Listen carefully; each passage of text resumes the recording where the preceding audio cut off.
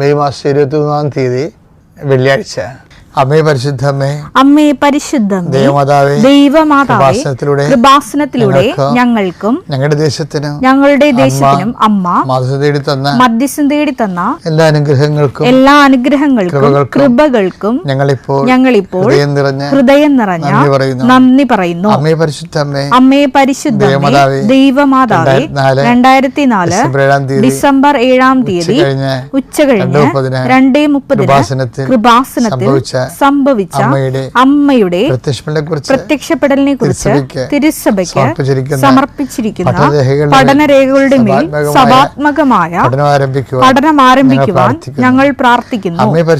അമ്മേ പരിശുദ്ധമ്മേ, ഭൂസ്വർലോകങ്ങളുടെ രാജ്ഞിയായ അങ്ങേയ്ക്ക് ഭൗമ സംരക്ഷണത്തിനായി പ്രപഞ്ചപ്രകൃതിയെ തന്നെ തിരുസഭ പ്രതിഷ്ഠിക്കുവാൻ ഈ പ്രത്യക്ഷീകരണ വഴി ഇടയാക്കണമേ. പരിശുദ്ധമ്മേ, ജപമാല മാതാവേ, സകല കൃപാസനം പ്രാർത്ഥനകളോടും ചേർത്ത് ഞങ്ങളിപ്പോൾ പ്രാർത്ഥിക്കുന്ന ഈ കുടുംബത്തിന്റെ പ്രത്യേക നിയോഗം.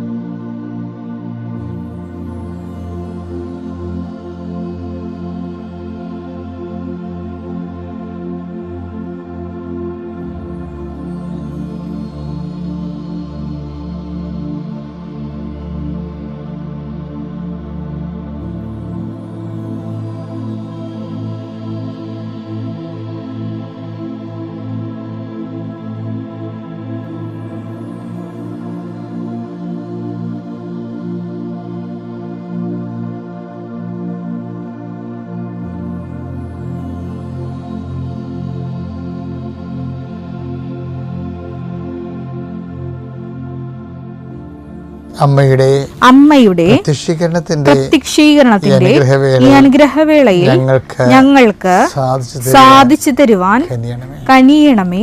വിശ്വാസ പ്രമാണം. സർവശക്തനായ പിതാവും ആകാശത്തിന്റെയും ഭൂമിയുടെയും സൃഷ്ടാവുമായ ദൈവത്തിൽ ഞാൻ വിശ്വസിക്കുന്നു. അവിടുത്തെ ഏകപുത്രനും ഞങ്ങളുടെ കർത്താവുമായ ഈശോമിശിഹായിലും ഞാൻ വിശ്വസിക്കുന്നു. ഈ പുത്രൻ പരിശുദ്ധാത്മാവിനാൽ ഗർഭസ്ഥനായി കന്യകാമറിയത്തിൽ നിന്ന് പിറന്ന് പൊന്തിയോസ് പീലാത്തോസിന്റെ കാലത്ത് പീഡകൾ സഹിച്ച് കുരിശിൽ തറയ്ക്കപ്പെട്ട് മരിച്ച് അടക്കപ്പെട്ട് പാതാളങ്ങളിൽ ഇറങ്ങി മരിച്ചവരുടെ ഇടയിൽ നിന്ന് 3-ാം നാൾ ഉയർത്ത് സ്വർഗത്തിലേക്ക് എഴുന്നള്ളി സർവശക്തിയുള്ള പിതാവായ ദൈവത്തിന്റെ വലതുഭാഗത്തിരിക്കുന്നു.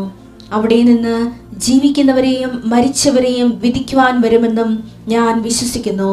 പരിശുദ്ധാത്മാവിലും ഞാൻ വിശ്വസിക്കുന്നു. വിശുദ്ധ കത്തോലിക്കാ സഭയിലും പുണ്യവാന്മാരുടെ ഐക്യത്തിലും പാപങ്ങളുടെ മോചനത്തിലും ശരീരത്തിന്റെ ഉയർപ്പിലും നിത്യമായ ജീവിതത്തിലും ഞാൻ വിശ്വസിക്കുന്നു. ആമേൻ.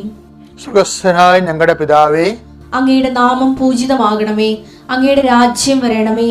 അങ്ങയുടെ തിരുമനസ് സ്വർഗത്തിലെ പോലെ ഭൂമിയിലും ആകണമേ. അന്നു വേണ്ടുന്ന ആഹാരം ഇന്ന് ഞങ്ങൾക്ക് തരണമേ. ഞങ്ങളോട് തെറ്റ് ചെയ്യുന്നവരോട് ഞങ്ങൾ ക്ഷമിക്കുന്നത് പോലെ ഞങ്ങളുടെ തെറ്റുകൾ ഞങ്ങളോടും ക്ഷമിക്കണമേ. ഞങ്ങളെ പ്രലോഭനത്തിൽ ഉൾപ്പെടുത്തരുതേ, തിന്മയിൽ ഞങ്ങൾ രക്ഷിക്കണമേ. ആമേൻ. നന്മ നിറഞ്ഞ മറിയമേ, സ്വസ്തി. കർത്താവ് അങ്ങയുടെ കൂടെ സ്ത്രീകളിൽ അങ്ങ് അനുഗ്രഹിക്കപ്പെട്ടവളാകുന്നു. അങ്ങയുടെ ഉദരത്തിൻ ഫലമായി ഈശോ അനുഗ്രഹിക്കപ്പെട്ടവനാകുന്നു. പരിശുദ്ധ മറിയമേ, തമ്പുരാന്റെ അമ്മേ, പാപികളായ ഞങ്ങൾക്ക് വേണ്ടി ഇപ്പോഴും ഞങ്ങളുടെ മരണസമയത്തും തമ്പുരാനോട് അപേക്ഷിക്കണമേ. ആമേൻ. കർത്താവേ, നിന്റെ ഉന്നതമായ നാമത്തിന് സ്തോത്രം ചെയ്യുന്നു. കർത്താവേ, നിന്റെ വിശുദ്ധ പൗരോഹിത്യത്തെ മഹത്വപ്പെടുത്തണമേ. കർത്താവെ, സഭയിലുള്ള സാന്നിധ്യം പ്രകടമാക്കണമേ. 39 വർഷം ഞാൻ അർപ്പിച്ച കൃപാനയുടെ യോഗ്യതയാൽ കൃപാസ്ഥാനത്താറെ ജീവനോടെ പ്രത്യക്ഷപ്പെട്ട മാതാവിൻ്റെ മാധ്യസ്ഥത്താൽ ഇന്ന് മെയ് 23 വെള്ളിയാഴ്ച യാത്ര ചെയ്യുന്ന എല്ലാ മക്കളെയും ഞാൻ ആശീർവദിക്കുന്നു. നിങ്ങളുടെ യാത്രയുടെ ലക്ഷ്യങ്ങൾ കർത്താവിന്റെ നാമത്തിൽ ആശീർവദിക്കപ്പെടട്ടെ. നിങ്ങളുടെ ലക്ഷ്യങ്ങളുടെ നിങ്ങളുടെ ജീവിതത്തിൻ്റെ ഭാരങ്ങളുമായി നിങ്ങൾ സഞ്ചരിക്കുമ്പോൾ കഴുത്തിടറാതെ മുന്നോട്ട് പോകാൻ കർത്താവ് നിന്നെ താങ്ങട്ടെ. അധ്വാനിക്കുന്നവനും ഭാരം വഹിക്കുന്നവനും എൻ്റെ അടുക്കൽ വരിക, ഞാൻ നിങ്ങളെ ആശ്വസിപ്പിക്കാമെന്ന് അളിച്ചത് കർത്താവിൻ്റെ വചനത്തിലെ ആ ആശ്വാസ വചനത്തിലെ പ്രത്യാശ അർപ്പിച്ചുകൊണ്ട് ദൈവവേദലെ നീ മുന്നേറുക. നിൻ്റെ ഇടത്തും വലത്തും വീട്ടിലും വഴിയിലും ജലത്തിലും കരയിലും വാഗ്ദാനപ്രകാരം നിൻ്റെ ദൈവത്തിൻ്റെ ദൂതൻ നിനക്ക് മുമ്പേയും സഞ്ചരിക്കട്ടെ.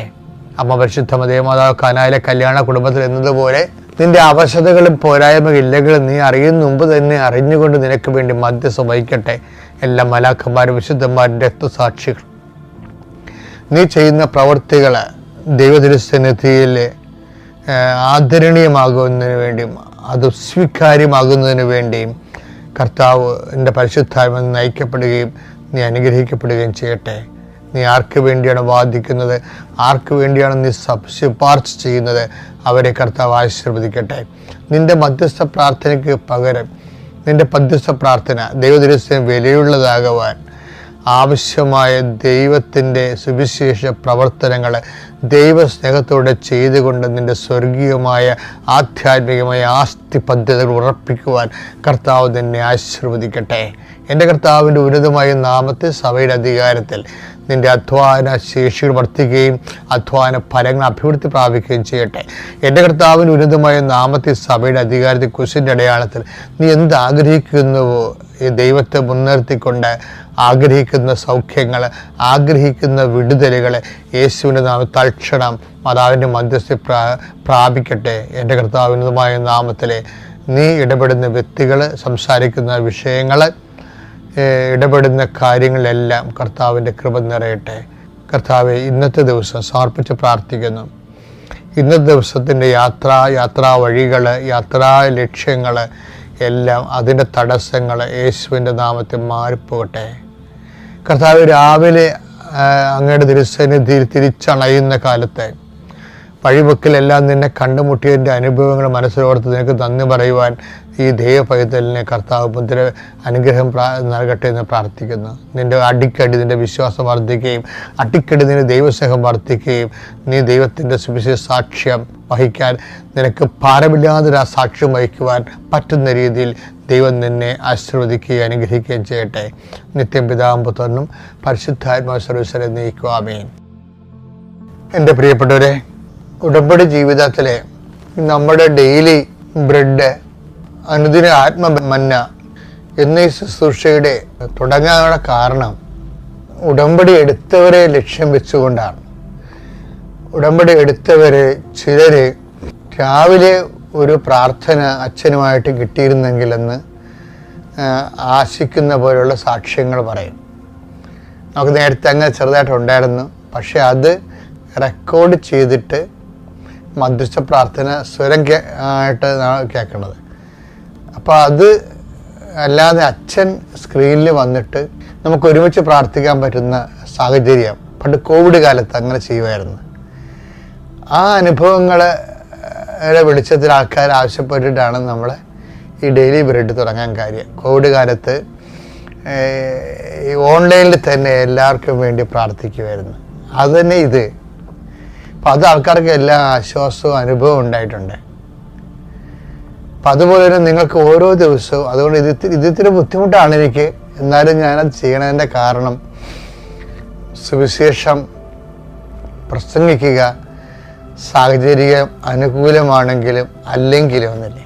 2 തിമോത്തി 4:2 വചനം പ്രസംഗിക്കുക സാഹചര്യങ്ങൾ അനുകൂലമാണെങ്കിലും അല്ലെങ്കിലും ജാഗരൂകതയോടെ വർത്തിക്കുക. മറ്റുള്ളവരിൽ ബോധ്യം ജനിപ്പിക്കുകയും അവരെ ശാസിക്കുകയും ഉദ്ബോധിപ്പിക്കുകയും ചെയ്യുക. ഇതെല്ലാം ഞാൻ ചെയ്യണതാണ്. നിങ്ങൾക്കറിയാമല്ല, ഉടമ്പടി ധ്യാനം കേൾക്കുമ്പോ ഒരു ശാസ്ത്രം കിട്ടാത്ത ഒരൊറ്റ ഉടമ്പടി ധ്യാനം പോലും ഉണ്ടാകത്തില്ല. എന്തെങ്കിലുമൊക്കെ അച്ഛൻ നിങ്ങൾ വഴക്ക് പറയും. അത് കാര്യം ഇത് അത് സുവിശേഷത്തിൽ അങ്ങനെ ശാസിക്കേണ്ടതാണ്. അതായത് ഇടയൻ ആടുകളെ നയിക്കുമ്പോൾ ചിലരിങ്ങനെ അപഭ്രംശം സംഭവിക്കത്തില്ലേ, അപ്പോൾ ഒരു കൊട്ടും മുട്ടൊക്കെ കൊടുത്തിട്ടാണ് നേരെ ആക്കി വെക്കുന്നത്. അപ്പം അതുപോലെ ശാസന കിട്ടും. പിന്നെ എന്താണ് ബോധ്യം. അപ്പോൾ ഞാൻ എപ്പോഴും കർത്താവിനോട് പറയുകയാണ്, കർത്താവേ ജനങ്ങൾക്ക് ഞാൻ സംസാരിക്കുമ്പോൾ ബോധ്യം കിട്ടണമെന്ന്. പണ്ടേ ഞാൻ സംസാരിച്ച ആൾക്കാർക്ക് മനസ്സിലാകത്തില്ലായിരുന്നു.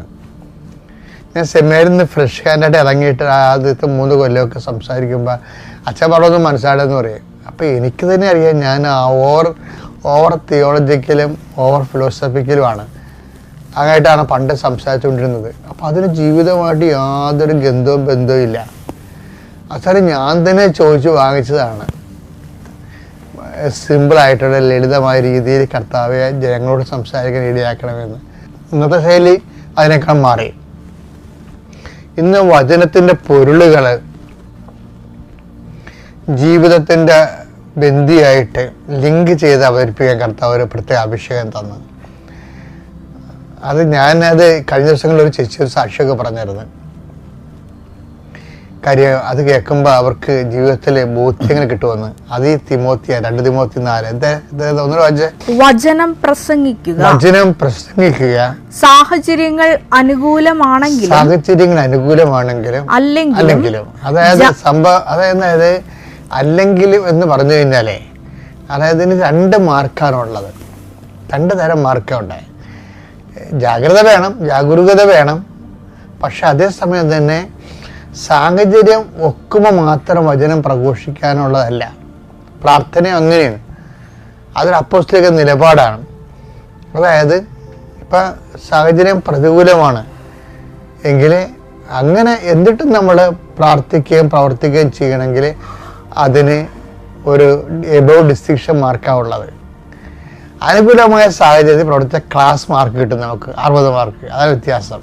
അല്ലെങ്കിൽ നമുക്ക് സമയത്ത് ആഹാരം കിട്ടുന്നുണ്ട്, നമുക്ക് രോഗങ്ങളൊന്നുമില്ല, കടങ്ങളൊന്നുമില്ല, നമ്മൾ വളരെ ഹാപ്പിയാണ്, ഫീൽ ഫ്രീ ആണ്. അപ്പോൾ ദൈവത്തിന് നമ്മൾ വർക്ക് ചെയ്യണമെങ്കിൽ നമുക്ക് 60% ഉള്ളത്. എൻ്റെ അനുഭവത്തിൽ നിന്ന് ഞാൻ പറയണ.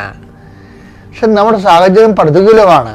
എന്താണ്, നമുക്ക് രോഗമുണ്ട്, ശരീരം മേലനങ്ങണില്ല, അതുപോലെ തന്നെ നമുക്ക് ചിലപ്പോൾ വിശപ്പുണ്ട്, അതിന് തൽക്കാലത്തേക്ക് മാർഗം കാണുന്നില്ല. അങ്ങനെയുള്ള പ്രതികൂല സാഹചര്യങ്ങളിലും ആണ് പ്രാർത്ഥിക്കണമെന്നുണ്ടെങ്കിൽ അതിന് ഈ 80% എബോവ് മാർക്കിങ്സ് വരും. പക്ഷെ ബുദ്ധിയുള്ളവർ, കാര്യം ഞാൻ എപ്പോഴും നിങ്ങൾ പറയുന്നു, ഈ ഉടമ്പടി ജീവിതം ബുദ്ധിയുള്ളവരുടെ ജീവിതമാണെന്ന് പറയും. As A life for intellect. എന്താ കാര്യം, ആ ഷെയറിന് അടുത്ത ഏത് ഷെയറാണ് അടുത്ത മാർക്കറ്റിൽ വില കൂടാൻ കഴിവുള്ളതെന്ന് ചിലർക്ക് അറിയാൻ പറ്റും. അപ്പോൾ അവരത് വില കുറച്ചപ്പോൾ വാങ്ങിച്ചു വെക്കും. ഇപ്പം നമുക്ക് പ്രയാസങ്ങളൊക്കെ ഉള്ള സമയമാണെങ്കിൽ, വേദന, രോഗം, മറ്റുള്ളവരുടെ വഴക്ക്, അതുപോലെ തന്നെ വീട്ടിലെ ഭിന്നതകളൊക്കെ ഉള്ള സമയത്ത് അത് നമ്മളിതിനെ ബാധിക്കാതെ നമ്മൾ നമ്മുടെ ജോലി ശുശ്രൂഷയോടെ മുന്നോട്ട് പോകുകയാണെങ്കിൽ അതിന് മാർക്ക് കൂടും. എന്താ കാര്യം, അത് ഭയങ്കര പ്രാർത്ഥിക്കാൻ പാടുള്ള സമയമാണ്. അപ്പം എന്നിട്ട് നമ്മൾ പ്രാർത്ഥിക്കുമ്പോൾ ഉള്ളതിന് നല്ല ദൈവസന്നിധിയിൽ മഹത്വം വർദ്ധിക്കും. അങ്ങനെയാണ് എൻ്റെ റേറ്റിംഗ് വർദ്ധിക്കുന്നത്. അപ്പം അതുകൊണ്ട് നീ ഒരു വളരെ മോശം കാലാവസ്ഥയിൽ നല്ലവണ്ണം വർക്ക് ചെയ്യണതാണ് ഈ ആധ്യാത്മികത എന്ന് പറയുന്നത്. പറഞ്ഞു മനസ്സിലായില്ലേ? മോശം കാലാവസ്ഥയിൽ ഇപ്പോൾ മത്സ്യത്തൊഴിലാളി സഹോദരങ്ങൾക്ക് ഇപ്പം മോശം കാലാവസ്ഥയാണ്. എന്താ കാര്യം, രാവിലെ എഴുന്നേൽക്കുമ്പോൾ തന്നെ കാറ്റും മഴയുമാണ്. അപ്പോൾ ഒഴുക്കുമുണ്ടാകും ശക്തമായിട്ട്. അപ്പോൾ വള്ളം എത്ര തുഴഞ്ഞാലും 7 കടലൊക്കെ ഒടിഞ്ഞ് വീണ കാണാം. എന്നിട്ടാണ് പിന്നെ കടൽ താറിയിട്ട് നിരപ്പ് കിട്ടുന്നത്. ചിലപ്പോൾ കമന്നും പോകും. ആ സമയത്ത് നമുക്ക് അത് 1 by 1 ആയിട്ട് ഒരു കണക്ക് തെറ്റിപ്പോയി കഴിഞ്ഞാൽ നമ്മൾ തിരയുന്ന വള്ളം കമലണത് ഞാൻ കണ്ടിട്ടുണ്ട്, നേരിട്ട് കണ്ടിട്ടുണ്ട്. അപ്പോൾ എന്ത് സംഭവം എന്ന് വെച്ച് കഴിഞ്ഞാൽ ആ സമയത്ത് ഈ നമ്മുടെ ആധ്യാത്മിക ജീവിതത്തിലും ഇതുപോലുള്ള ഒരു സമയമാണ് നിനക്കെന്ന് വിചാരിച്ചോ. വഴക്കുണ്ട്, കേസുണ്ട്, പോലീസ് സ്റ്റേഷനിൽ എല്ലാം പറഞ്ഞിരിക്കുന്നു, കുടുംബത്തിൽ വീട്ടിൽ സാമ്പത്തിക ബാധ്യത കാര്യങ്ങളുണ്ട്, കുഞ്ഞുങ്ങളുടെ പഠനമുണ്ട്, അവരുടെ പരീക്ഷ, അവരുടെ ഉപരിവിദ്യാഭ്യാസത്തിന് വേണ്ടിയുള്ള ചിലവുണ്ട്. അപ്പം നീ ഇങ്ങനെ എവിടെ പായുമെന്നറിയാൻ പോലെ നിൽക്കുന്ന സമയമാണെങ്കിലും ഈ സമയത്ത് നിനക്ക് നമ്മൾ ഒരു സ്വർഗസ്ഥനായ പിതാവിന് 1 കോടി രൂപയുടെ അത്രയും വിലയുള്ള സമയമാണിത്. മനസ്സിലായില്ലേ? അപ്പം അതുകൊണ്ട് അയ്യോ എന്നിട്ട് ഞാൻ ഇത്രയും കഷ്ടപ്പെടല്ലോ, എന്നിട്ട് ഇത്രയും ഞാൻ ഇങ്ങനെ ദൈവത്തെ ഒപ്പ് ജീവിച്ചിട്ടും എനിക്ക് കഷ്ടപ്പാടാണല്ലോ, എനിക്ക് പ്രാർത്ഥിച്ചിട്ട് എന്ത് കാര്യം എന്നൊക്കെ പറഞ്ഞുകൊണ്ട് ചില ഇൻഡയറക്റ്റ് അല്ല ഇഡിയറ്റ്സ് അല്ലേ അവർ പ്രെയർ ചെയ്യാതിരിക്കും. അപ്പോൾ ഈ സമയത്താണ് നമുക്ക് പ്രേയർ. അപ്പോൾ എല്ലായ്പ്പോഴും ഓർക്കണം, ജീവിതം പ്രശ്നത്തിലിരിക്കുമ്പോൾ നമുക്ക് നല്ല റേറ്റിംഗ് ഉണ്ടാകും നമ്മുടെ തന്നെ. അപ്പോൾ നിങ്ങൾ എന്ത് ചെയ്യണമെന്നറിയോ, നിങ്ങൾ അതൊന്നും നോക്കാതെ കണ്ണുടച്ച് പ്രാർത്ഥനാ ജീവിതത്തിലെ സുവിശേഷ സാക്ഷ്യ ജീവിതത്തിലെ വെള്ളം ചേർക്കാതെ മുന്നോട്ട് പോകണം. എന്നിട്ട് എന്ത് ചെയ്ത ഈശോ ഇത് ഒരു സമയമാകുമ്പോൾ ഈശോ ഇതെല്ലാം കറക്റ്റ് ആൻസർ ചെയ്യുന്ന സമയമുണ്ട്. അത് ഭയങ്കര രസമാണ്. നിലച്ചറിയ സമയത്ത് നമുക്ക് കാര്യങ്ങൾ സെറ്റാകണ കാണാം. അപ്പം അതുകൊണ്ട് സന്തോഷമായിരിക്കുക. സാഹചര്യം പ്രതികൂലമാണെങ്കിൽ തന്നെ നിൻ്റെ ആധ്യാത്മിക ജീവിതം ഒരു അല്പം പോലും തടസ്സമില്ല മുന്നോട്ട് കൊണ്ടുപോവുക. കർത്താവ് നിന്നെ അനുഗ്രഹിക്കട്ടെ.